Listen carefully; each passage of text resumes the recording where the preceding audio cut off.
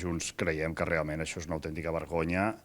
i respecte a les declaracions que s'han fet des de Mataró, dient que per part de l'alcalde que estem molt preocupats, trobem a faltar un posicionament molt més clar per part de l'Ajuntament de Mataró, una ciutat que, recordem, és referent en l'àmbit ferroviari català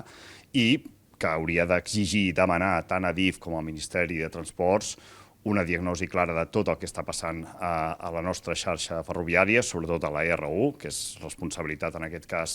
de l'Ajuntament per la part de tots els ciutadans de Mataró que cada dia agafem aquest transport.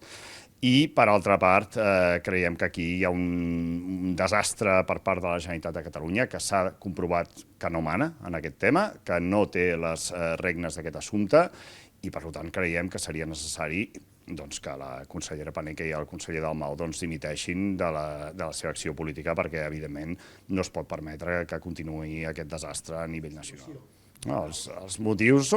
per nosaltres són clars. És una manca de voluntat política per part de l'estat espanyol envers Catalunya. No hi ha cap altre motiu. Les coses es fan i es decideixen i es pressuposten des de Madrid i s'executen des de Madrid. Efectivament, si veiem la xarxa de Rodalies de Madrid com està i la xarxa de Catalunya, doncs en veiem l'exemple més clar. Llavors, com que això és un tema sistèmic que fins al punt no sabem que això no canviarà, no estem d'acord amb que es faci un trasllat d'una empresa de la qual el 51% continua a mans dels mateixos que ens estan negant les inversions a Catalunya. Nosaltres el que demanem és la cessió integral de tota la companyia i de totes les infraestructures a Catalunya i, a més, dels recursos necessaris per compensar el dèficit tarifari que aquesta suposarà durant molts anys. Que els ha enganxat a tots plegats amb el peu canviat, de dalt a baix, i jo crec que des del moment en què des de la Generalitat de Catalunya no controlen el sindicat de maquinistes, no controlen el Ministeri de Transports, no controlen l'empresa Renfe, evidentment,